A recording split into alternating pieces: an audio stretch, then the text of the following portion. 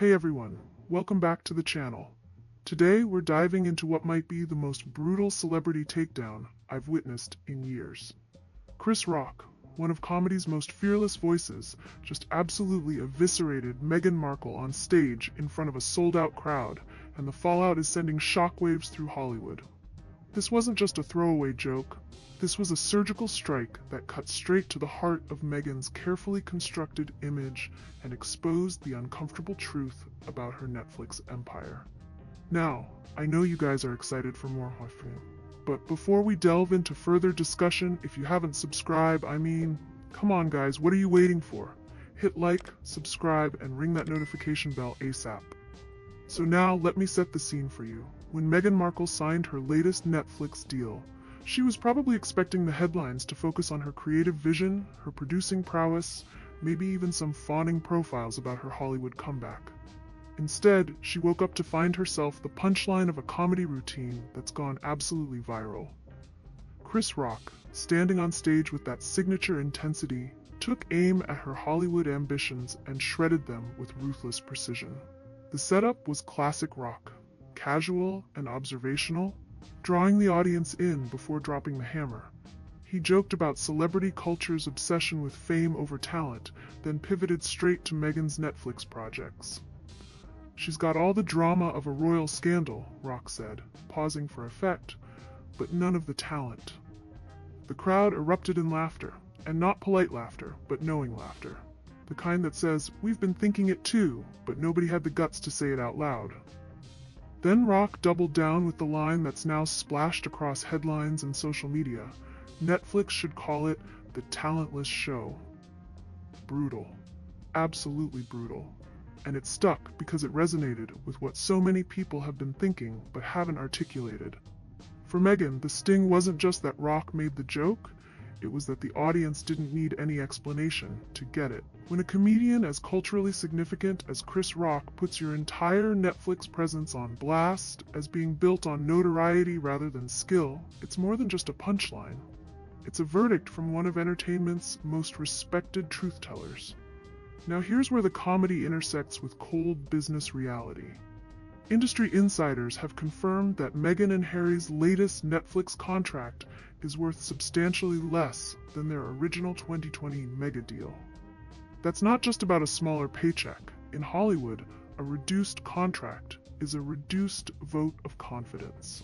It's the company telling you they no longer see you as a guaranteed ratings juggernaut.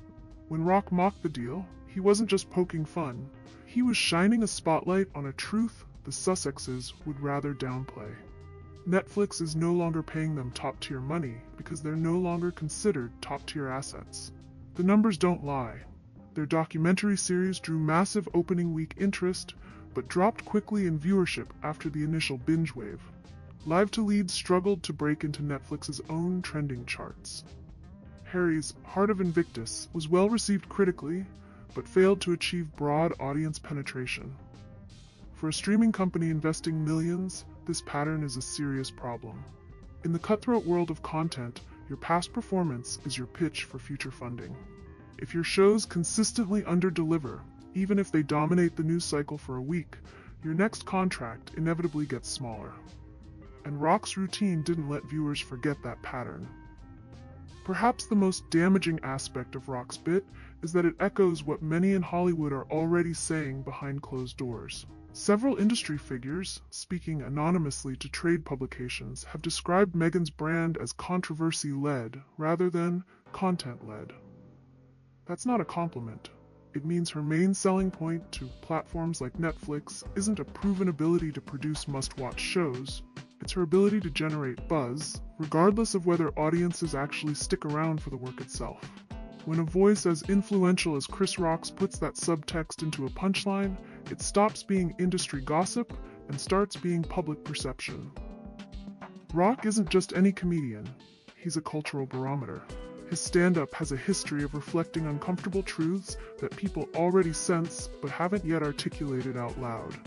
By mocking Meghan's Netflix output as the talentless show, Rock gave voice to a creeping suspicion in both the public and the industry that her creative reputation rests on her fame, not her filmography. What makes this particularly damaging is that comedy clips travel faster and stick longer than think pieces or industry analysis. A single rock punchline will be replayed thousands of times, embedded in social media reaction videos, and remembered long after official press releases are forgotten. It creates a shorthand for Meghan's entire Netflix presence that will be hard to shake. Behind the scenes, entertainment insiders are being blunt about the situation. Netflix isn't betting on Meghan's ability to deliver award-winning content anymore.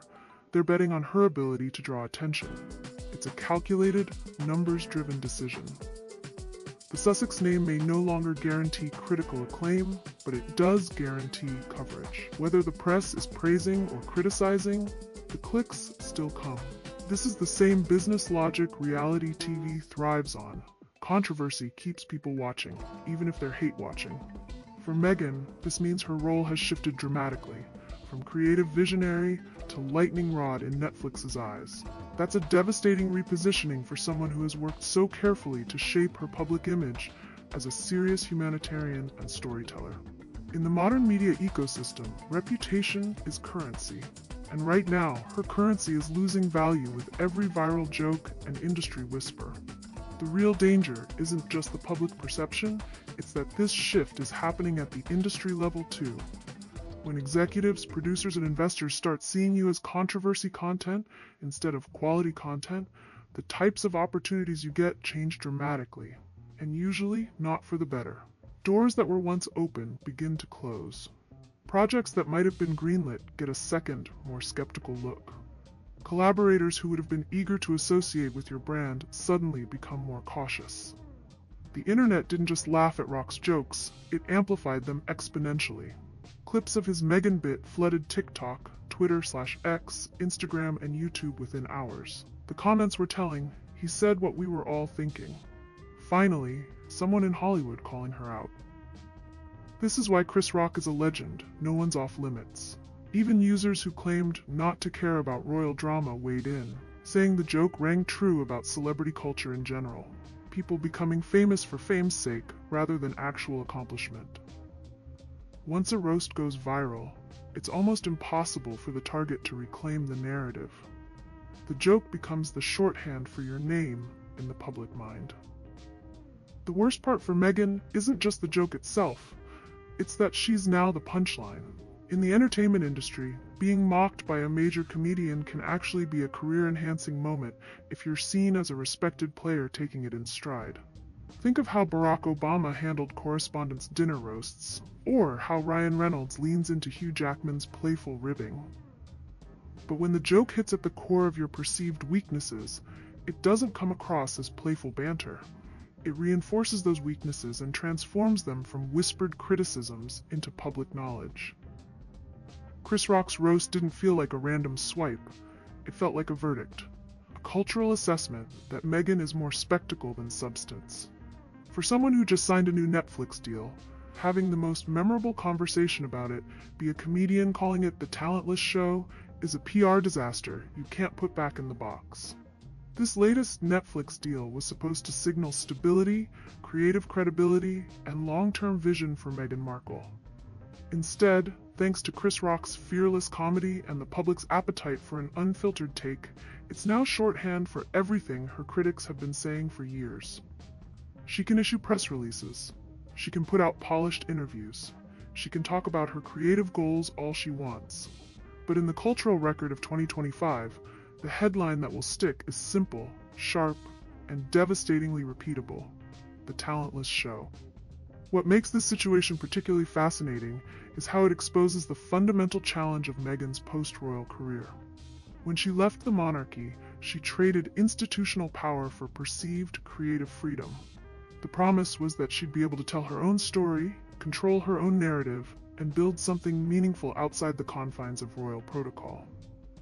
But 3 years in, what has that freedom produced? A documentary series that performed well initially, but quickly faded. A podcast that generated more headlines about behind-the-scenes drama than actual content.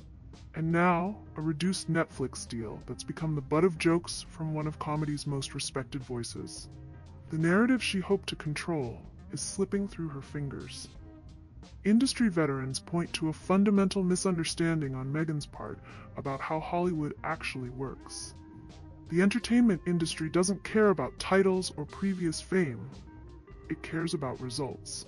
You're only as good as your last project, and if your last projects haven't delivered the viewership numbers expected, no amount of royal connection or media savvy can save you from the ruthless math of the streaming wars. Netflix, like any business, makes decisions based on data. The data apparently shows that while Meghan can generate initial interest, she struggles to maintain audience engagement. That's a problem no PR campaign can fix. Only consistently compelling content can turn that tide. The irony is that this comes at a time when Meghan and Harry need a win more than ever. Their Spotify deal ended prematurely. Their charitable foundation has faced scrutiny over its finances and activities. Their public approval ratings have been on a steady decline.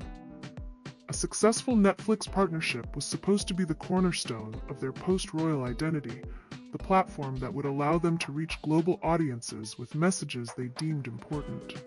Instead, they find themselves in the uncomfortable position of being valuable to Netflix primarily as controversial figures rather than content creators. It's a Faustian bargain. They get to keep making shows, but at the cost of being seen less as artists and more as tabloid fodder. For Harry, this has to be particularly jarring. He left royal life ostensibly to escape being defined by media narratives beyond his control. Now he finds himself in a situation where his creative output is being publicly mocked, his professional value is openly questioned, and his wife's talents are being dismissed by cultural commentators with massive platforms. The freedom he sought has come with its own set of constraints and humiliations. So where do they go from here? The path forward isn't clear. They could double down on controversy, leaning into the reality TV aspects of their lives and embracing their role as lightning rods. They could pivot toward more substantive, issue-driven content that might generate less buzz but more respect. Or they could withdraw from the content game entirely, focusing on private ventures and charitable work outside the public eye. Whatever direction they choose, Chris Rock's brutal punchline will follow them. In the entertainment industry, perception quickly becomes reality.